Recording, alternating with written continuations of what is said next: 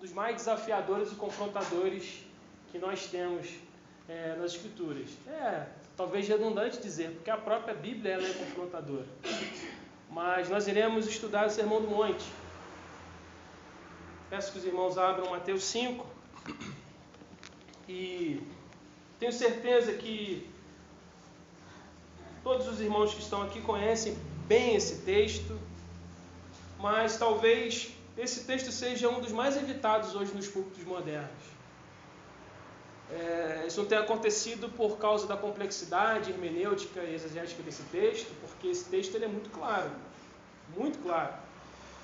Na verdade, os motivos para esse texto não ser exaustivamente ensinado em nossos púlpitos modernos é justamente porque ele é claro. A clareza dele, ela põe em evidência, revela, muitas das vezes, as rachaduras dos nossos castelinhos religiosos e coloca a nossa vida diante de uma verdade, de uma realidade. Ele também não é exaustivamente exposto na maioria dos púlpitos modernos, porque ele confronta todo o sistema pelo qual muitas igrejas hoje têm sido baseadas. O Sermão do Monte é completamente oposto ao que tem sido pregado por muitos dos pastores hoje em dia em muitas das igrejas. O Sermão do Monte ele é completamente oposto ao evangelicalismo brasileiro. Então, o Sermão do Monte ele vai como um soco, bem na boca do estômago, de uma teologia chamada teologia da prosperidade, quando ensina bem-aventurados humildes, bem-aventurados pobres. Vai contra uma teologia que ensina que o homem tem que ser próspero sempre, conquistar o tempo todo, não deve abaixar a cabeça para nada e para ninguém. O que importa mesmo é ser servido. E os melhores e os maiores homens são os que são servidos, não os que servem. Mas o Sermão do Monte mostra totalmente o contrário. Bem-aventurados os pobres de espírito, bem-aventurados que choram. E ainda exorta, não andeis ansiosos, como nós acabamos de ler, com que é a vez de comer ou de vestir. Isso não é a preocupação de que os discípulos deviam ter.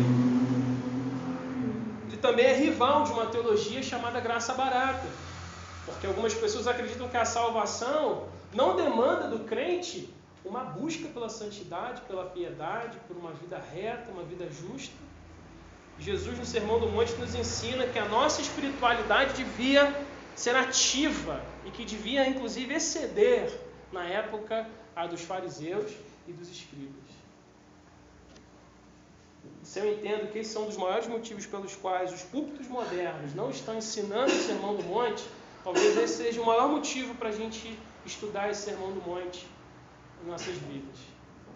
E eu convido os irmãos a mergulharmos nesse texto. Eu confesso que sempre quando eu leio o Sermão do Monte, eu encaro com tanta seriedade, justamente porque passam-se os anos, né?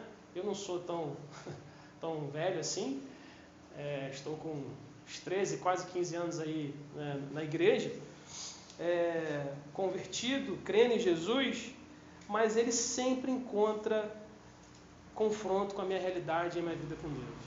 Toda vez que eu leio o Sermão do Monte, é impossível não refletir quanto ainda sou fraco em algumas áreas, o quanto ainda preciso amadurecer, o quanto ainda preciso melhorar, viver melhor para Deus. E, na verdade, meus irmãos, eu acho que é impossível que alguém de coração contrito, de coração aberto, leia o Sermão do Monte e não seja confrontado, não seja estimulado, não seja confrontado a viver de maneira melhor para Deus. Então, meu irmão, te convido a entrarmos na escola com Cristo, sentarmos na carteira com Ele e deixar que Ele nos ensine, deixar que Ele nos dê ensinamentos para mudar a nossa vida de fato. Apesar de nós conhecermos esses princípios todos, não estou falando com uma igreja de neófitos, todos aqui, em média tem mais de 10 a 15 anos de cristãos, mas eu tenho certeza que esse sermão ele é vivo e pode trazer transformações nas nossas vidas. Peço que os irmãos também orem por mim, pedindo para que o Senhor me capacite a expor fielmente esse texto, para que ele seja glorificado e a igreja seja edificada. Amém? Amém?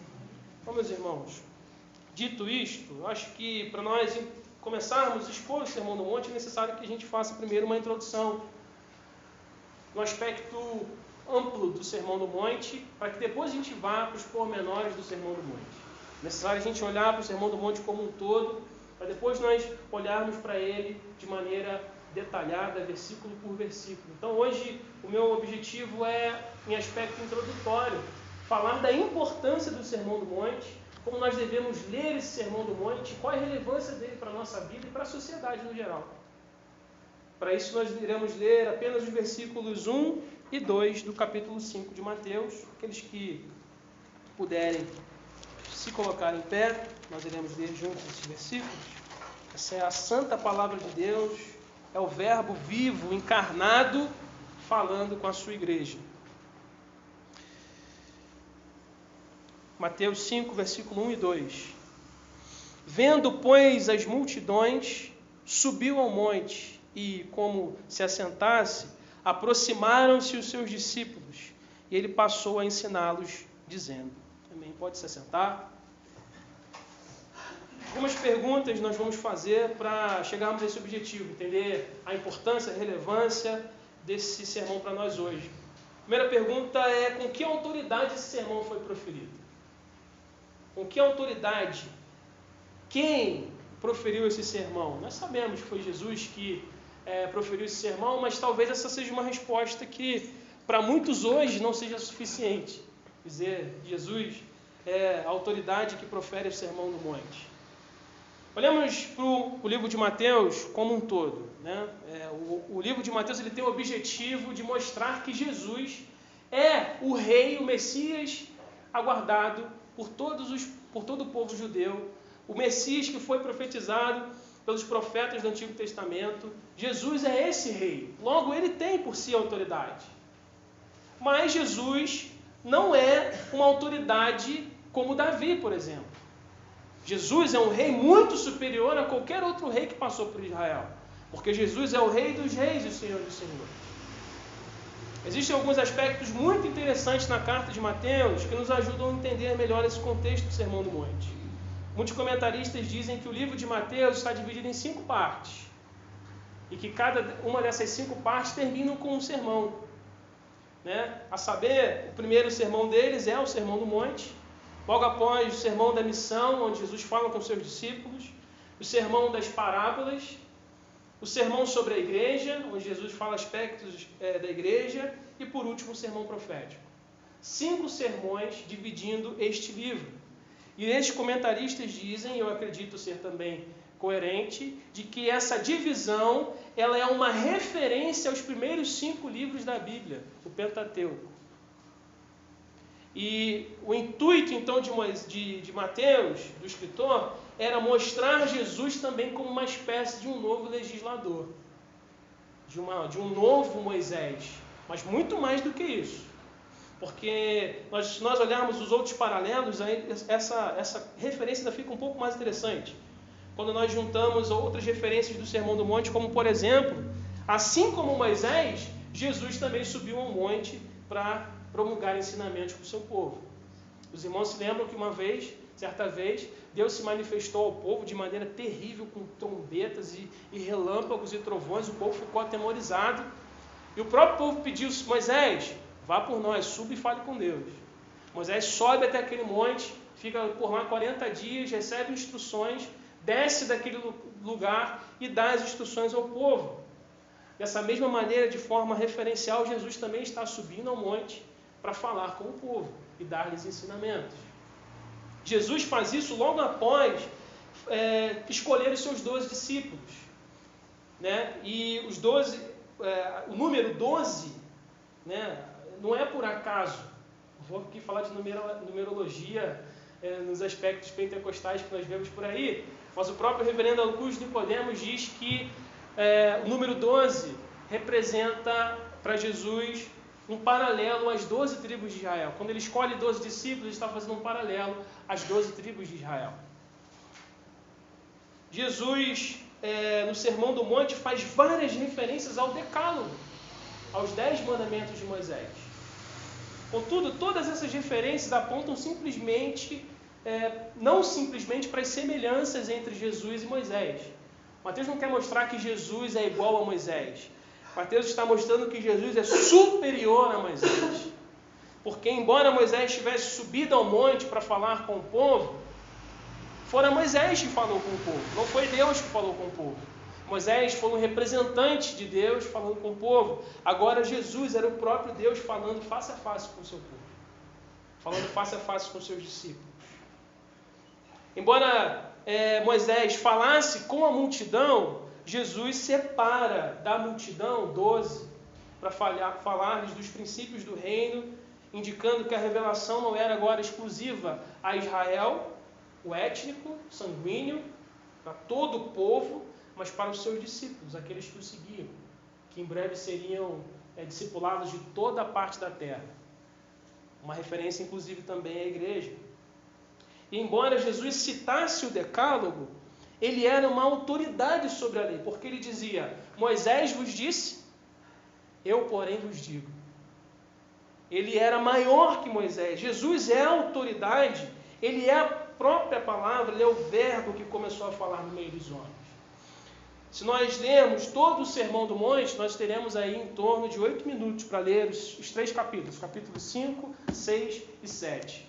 Isso faz muitos teólogos a crer, eu também creio, que o Sermão do Monte não está aqui ipsi verba, né, como se fala em latim, como se, exatamente como foi falado, letra por letra, palavra por palavra. Se entende que provavelmente Jesus passou alguns dias no Sermão do Monte ensinando essas coisas para os discípulos. E que o relato de Mateus aqui é uma síntese de tudo que foi ensinado por Jesus. E por que isso tudo é importante? Jesus também se assentou sobre o monte, né?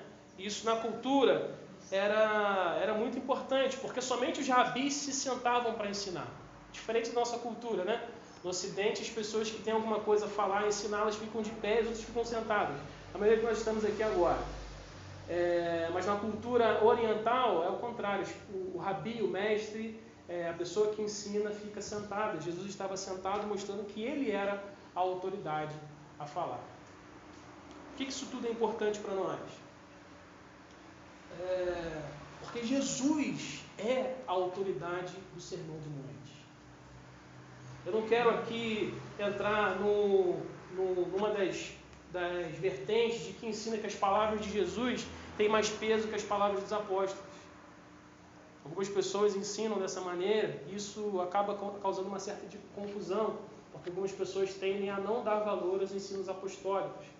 No que diz respeito à Bíblia Sagrada, ao cânon, tudo que Paulo, Pedro e João falou tem o mesmo peso que Jesus disse. Contudo, a gente precisa prestar atenção no que esse texto aqui nos relata. Moisés e todos os profetas e os próprios apóstolos, quando pregavam inspirados pelo Espírito Santo para falar do verbo, para falar da palavra. Contudo, aqui o que nós temos do Sermão do Monte é o próprio verbo proferindo ensinamentos. O Deus encarnado está agora diante dos apóstolos proferindo ensinamentos. Nos importa entendermos isso porque esses ensinamentos não são sugestões, opiniões, são mandamentos. As palavras de Jesus, muitas das vezes no Sermão do Monte, são comparados com o que Gandhi falou, com o que Buda falou, com o que outros líderes religiosos falaram. Mas nenhum desses líderes religiosos falaram com a autoridade do Criador dos céus e da terra. O Sermão do Monte tem a autoridade do próprio Deus, o Verbo, falando e ensinando e dando ensinamentos. Aqui não estão sugestões para como deve viver um cristão. Não estão opiniões de como deve viver os discípulos. Estão os mandamentos do reino de Deus. Podemos assim dizer então que o Sermão do Monte nada se diferencia da lei no que diz respeito à sua relevância. O Sermão do Monte, na verdade, é uma explicação do espírito da lei. Jesus está pegando a lei e está explicando a lei na sua maneira mais profunda. Quando ele, por exemplo, fala, ouviste Moisés dizer, não adulterarás. Mas ele diz, contudo, a menos olhar para uma mulher com desejos impuros, você já está adulterando. Jesus está pegando a lei, não está trocando o Sermão do Monte pela lei, pelo decálogo, pelo sistema mosaico. Ele, na verdade, está interpretando, está dando um novo sentido. É um mandamento. E a quem se destina, então, esse discurso? Se voltarmos alguns versículos, volte alguns versículos no capítulo 4, nós veremos que Jesus estava percorrendo por toda a Galileia, ele estava pregando o Evangelho, e curando enfermos e fazendo muitos milagres. O texto diz aí no capítulo 4, versículo 24, que a sua fama correu até a Síria. E muitas pessoas então começaram a ir até Jesus. Imagine então quantas pessoas estavam seguindo Jesus. Logo após ele passar por toda a Galileia, ele passa por Decápolis, Jerusalém, Judeia e da além do Jordão. Imagine quantas pessoas vieram desses outros lugares, das suas vizinhanças, seguindo Jesus. Uma multidão enorme de pessoas estavam buscando Jesus, com seus enfermos, com suas queixas, com as suas súplicas. E é nesse momento então que Jesus, a gente olha agora o versículo 1, vendo as multidões, subiu ao monte, e como sem assentasse, aproximaram-se dos seus discípulos, ele passou a ensiná-los, dizendo.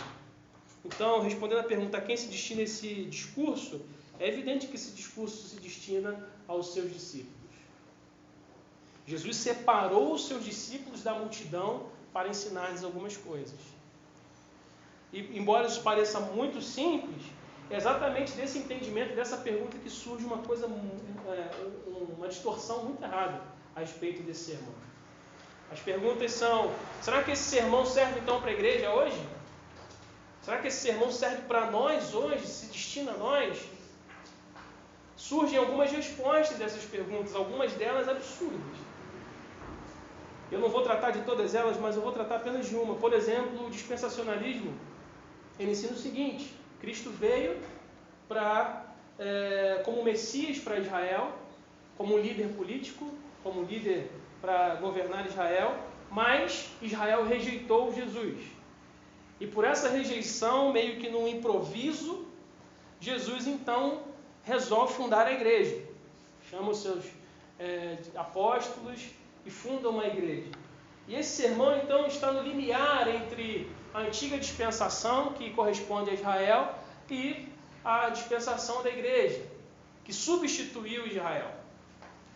Desse entendimento, então, eles acreditam que o Sermão do Monte, então, não se refere à igreja, mas se refere simplesmente a Israel. Então, logo, tudo que está sendo ensinado aqui no Sermão do Monte não pode ser aplicado a nós. Não está aplicado à igreja. Eles entendem assim. Mas nós não acreditamos dessa maneira. Nós não cremos que a igreja substituiu Israel. Nós cremos que a igreja do Antigo Testamento é a igreja da Velha Aliança. O Israel do Antigo Testamento é a igreja da Antiga Aliança. Nós cremos que a igreja de Cristo não é uma nova instituição, mas é uma renovação da antiga aliança, da antiga Israel. Na verdade, a palavra, quando nós traduzimos a palavra novo do grego para o português, existem duas palavras para traduzir o novo, no grego, que é kainos, que significa renovado, tornado novo, e o neos, que significa novo, num sentido completamente outro. Nunca a aliança é tratada no sentido neos, é sempre no sentido kainos. Ou seja, a aliança ela é nova no sentido de que ela foi renovada, mas ela não é uma nova aliança substituindo a antiga aliança.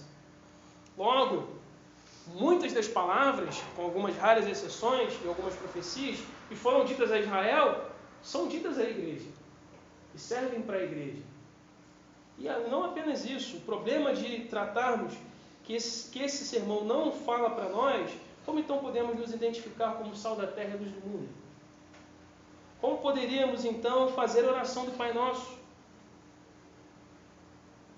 Pensar dessa maneira acarreta questões muito, mas muito sérias. E embora seja evidente que os primeiros destinatários desse sermão fossem os apóstolos, é nítido que Jesus queria que os apóstolos ensinassem isso para toda a igreja. Nós vemos isso no próprio capítulo, no próprio livro de Mateus, no capítulo 28. Abra comigo. Mateus 28. Versículo 19 e versículo 20.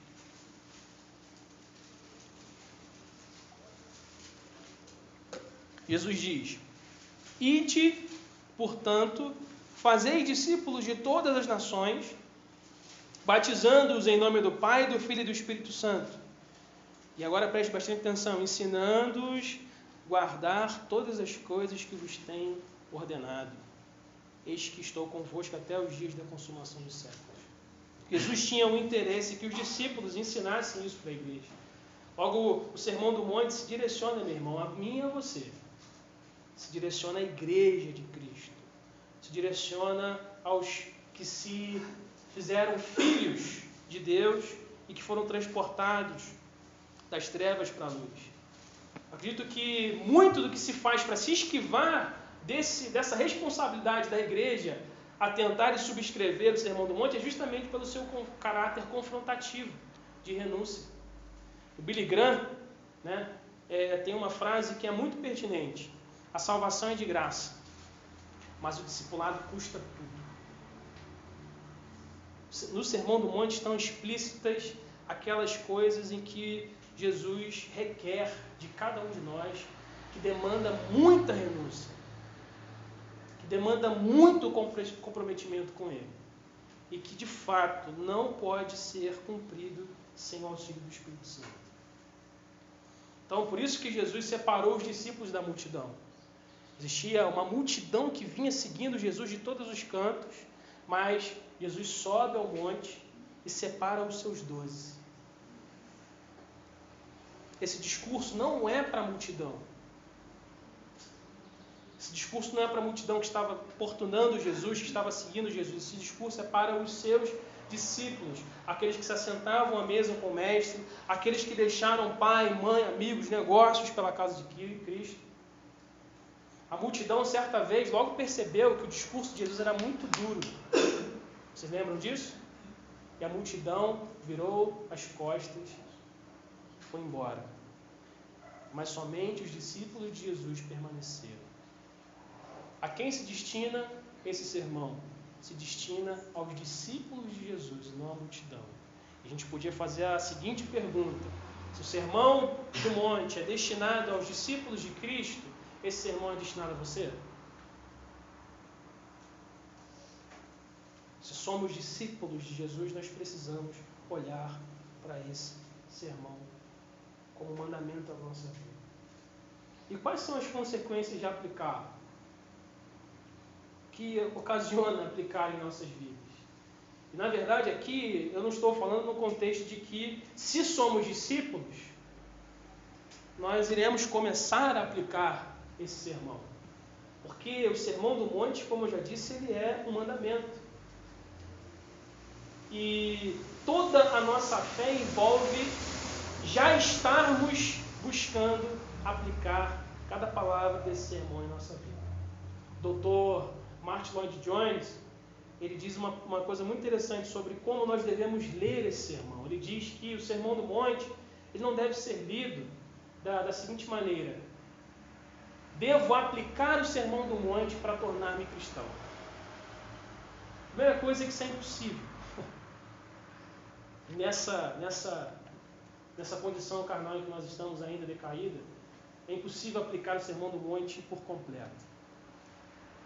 Martin Lloyd-Jones diz que nós devemos ler o Sermão do Monte da seguinte perspectiva: se eu sou cristão, preciso aplicar o Sermão do Monte em minha vida. Não devo aplicar o Sermão do Monte por ser cristão, é porque sou cristão que devo aplicar o Sermão do Monte em minha vida. E se nós aplicarmos o Sermão do Monte com coragem, com avidez, existem algumas respostas às consequências que eu queria dar para os irmãos. Nós seremos perseguidos. Na verdade, nós somos perseguidos. Todas as vezes que nós buscamos a justiça e viver nos padrões do Sermão do Monte, nós somos e seremos perseguidos. O mundo irá nos odiar. As pessoas não irão gostar de nós. Até porque é muito interessante nós falarmos sobre isso, porque parece que existe alguma tendência da cristandade hoje de querer ser muito benquista pelo mundo. E isso custa de muitas coisas. Às vezes a gente ouve alguns tapinhos nos ombros, como por exemplo, nossa, fulano é um crente, mas ele é tão legal. Talvez esse seja um elogio tão ruim, porque isso queira dizer que você não incomoda, que você não traz denúncias. Não estou defendendo que o cristão tem que ser um chato de galocha, apontando erros para tudo quanto é lado, como um juiz, um santarrão. Muito pelo contrário. Jesus, da forma amável que ele era, sofreu muita perseguição, porque ele estava denunciando a religiosidade dos judeus. Jesus estava denunciando coisas, tanta hipocrisia que havia na religiosidade judaica. Jesus estava andando com os pobres, estava abraçando pecadores, estava mostrando que Deus não era o Deus dos ricos, os Deus da nobreza, se assim posso dizer, mas Deus era Deus de todos, inclusive dos pobres, inclusive dos humilhados, inclusive dos marginalizados. E ele foi perseguido. A perseguição de Jesus culminou na sua morte, justamente porque ele incomodava. E aqui está algo que nós precisamos atentar na nossa vida cristã. Talvez muita paz que nós enfrentamos em nossa vida, em nossos relacionamentos, inclusive com o mundo, esteja porque nós não estamos aplicando o Sermão do Monte de maneira corajosa e intrépida. Eu vou falar aqui mais uma vez, né, Felipe, que a gente já praticamente toda semana, se deixar, a gente fala do testemunho de John Wesley, que estava orando a Deus porque há muito tempo não recebia uma pedrada, há muito tempo não sofria perseguição. Porque é normal que o crente seja perseguido, é normal que o crente seja odiado por causa da justiça. Mas Jesus, vendo isso, ele diz: bem-aventurados são os que por minha causa, isso é muito importante, por minha causa. Não é por desonestidade, falta de caráter e outras coisas que o cristão deve ser perseguido, mas é pela causa de Cristo, te insultarem, perseguirem, levantarem todo tipo de calúnia contra vocês. Alegrem-se, regozijem-se, porque grande é a recompensa de vocês no céu, pois da mesma forma que perseguiram os profetas que viveram antes de vocês. Então, seremos perseguidos, somos perseguidos. As consequências de aplicar o Sermão do Monte, a segunda, somos considerados fracos, bobos. Me perdoe aqui o tom e a palavra, mas somos considerados verdadeiros otários na nossa sociedade. Porque na nossa sociedade o Sermão do Monte ele é como uma contracultura. Tudo que o Sermão do Monte nos manda fazer é totalmente o contrário do que se pensa ser correto na nossa sociedade. Sociedade que está o tempo todo em busca do lucro, o tempo todo em busca de vantagem, o tempo todo com aquela filosofia, não importa os meios, importa os fins. E enquanto Jesus está falando para a gente dar a outra face quando nós apoiarmos, para que a gente ande mais uma milha quando nos pedem para andar uma só. Quando Jesus fala para que sejamos humildes, simples, para que não estejamos preocupados com o que vai acontecer amanhã, quando na verdade tudo o que se diz hoje você precisa se planejar, você precisa estar preocupado com o seu futuro. E aqui eu não estou também defendendo um tipo de relaxamento com as coisas da nossa vida, porque nós devemos fazer planejamento sim, devemos ser sérios com as nossas coisas, mas a nossa vida não pode estar baseada como os ímpios fazem. É assim mesmo que Jesus disse, assim se preocupam os ímpios, os gentios agem dessa maneira. Então, se aplicarmos o Sermão do Monte, não esperemos que sejamos considerados aquelas pessoas fortes, boas, legais da sociedade, seremos considerados os fracos, os tolos. Nietzsche disse que o cristianismo era a maior das desgraças da humanidade. justamente porque o cristianismo estimulava a fraqueza, ao ponto de vista dele, que era amar o próximo. Amar o próximo, para Nietzsche, é uma fraqueza. Servir o outro mais do que a si mesmo é uma fraqueza. Porque no corre-corre dessa vida, no jogo, valendo tudo da nossa sociedade, meu irmão, o que importa mesmo é meu estômago. Farinha pouca, meu pirão primeiro. Não é verdade? Mas o Sermão do Monte, ele não vai nos levar a uma vida completamente contrária a essa. Outra consequência de aplicá-lo é que nós vamos ter que fazer muitas renúncias, implica muitas renúncias. O Sermão do Monte está conectado a fazer renúncias todos os dias, a se encontrar conosco também, lutar contra o velho homem todos os dias. Buscar uma vida de renúncia todos os dias. Renúncia de sonhos, projetos, planos, de uma vida. Totalmente o contrário do que é pregado hoje em dia, né? Sonhe, conquiste. Com Jesus ele diz que ninguém pode seguir a ele sem tomar a sua cruz. Ninguém pode seguir a ele se amar mais o seu filho, a sua esposa, a sua mãe, o seu carro, a sua conta, a sua casa. Qualquer uma dessas coisas mais do que Jesus. É impossível ser discípulo de Jesus sem renunciar. É impossível seguir e aplicar o Sermão do Monte sem fazer muitas e muitas e dolorosas renúncias em nossa vida. Precisamos então renunciar, isso implica. Agora, não seria de fato para a sociedade um estímulo muito grande, né? Colocar essas respostas às consequências de aplicar o Sermão do Monte, né? Você vai ser perseguido, considerado fraco, vai ter que renunciar a muita coisa, mas, por último, você vai encontrar a verdadeira felicidade. Você encontra a verdadeira felicidade seguindo os ensinamentos e os mandamentos de Jesus. É impossível, meus irmãos, ser feliz sem seguir os ensinamentos de Jesus. É por isso que ele diz, bem-aventurados, bem-aventurados, bem-aventurados são os mansos, bem-aventurados são os simples, bem-aventurados os que têm fome e sede de justiça, bem-aventurados os que são perseguidos, os pacificadores. Mais do que felizes são os que vivem os preceitos de Jesus. Eles podem não ser considerados felizes no conceito desse mundo. Assim são os cristãos considerados em toda a história da humanidade. Mas nós temos a paz que excede todo entendimento. Nós temos felicidade e alegria plena. Nós passamos por situações difíceis e quase sucumbimos, mas Deus sempre nos dá escape. Nós temos certeza de onde vamos morar. Nós temos certeza de que não estamos sozinhos sempre. Isso é ser feliz.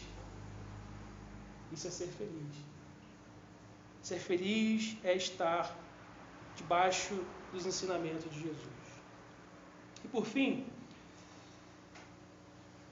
quero falar um pouco sobre como esse Sermão do Monte também se aplica à nossa realidade como igreja missionária, evangelística, e como esse Sermão do Monte se aplica ao impacto na sociedade.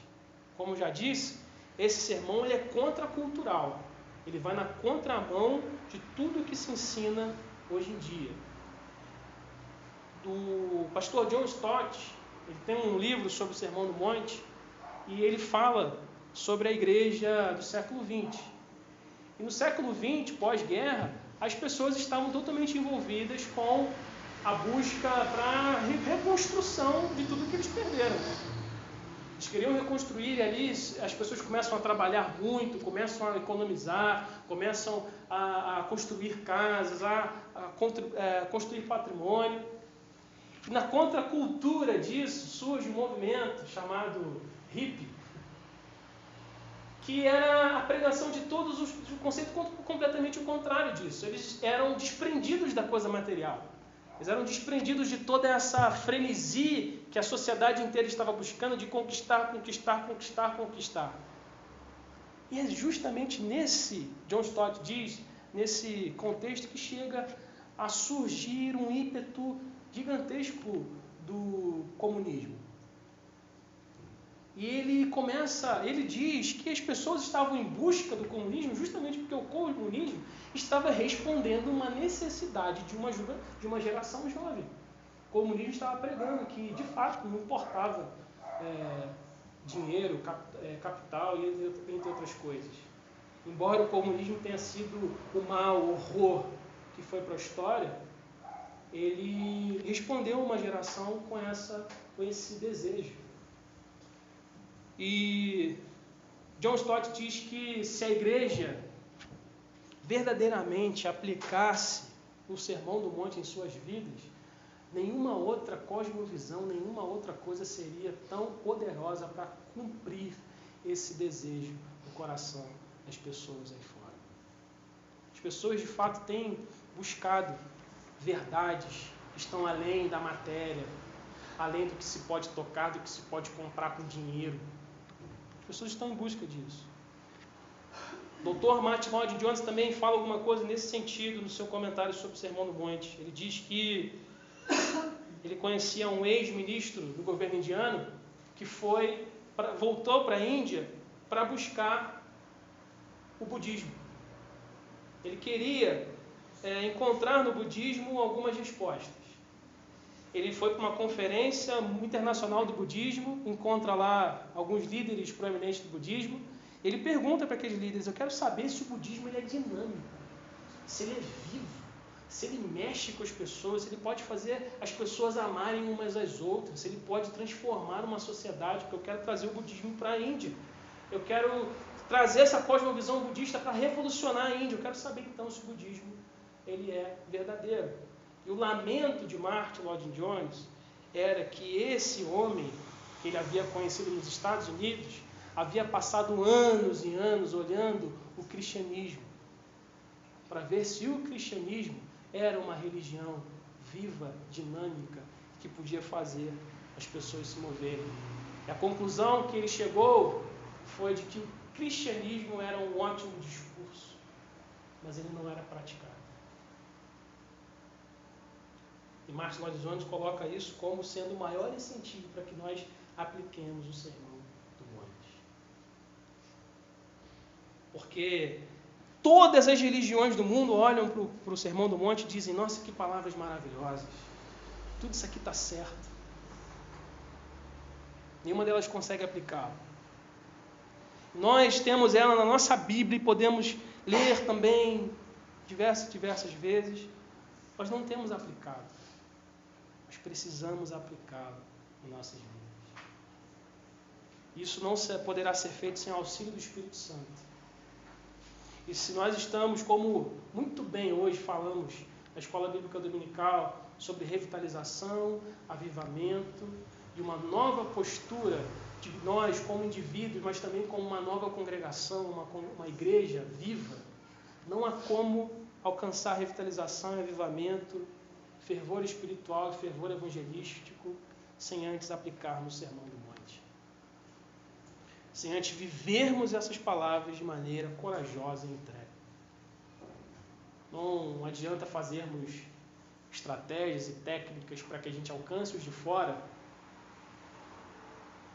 se nós por dentro ainda estamos ocos, falhos e ainda não alcançamos aquilo que devíamos alcançar em Deus. Por isso então que o Sermão do Monte ele tem um poder, quando aplicado pela igreja de maneira verdadeira, de tocar os corações lá fora. Quando um homem lá fora vê você como um crente, como uma pessoa que ama o próximo mais do que a si mesmo, como uma pessoa que não está preocupada com as suas coisas, mas com as coisas do outro.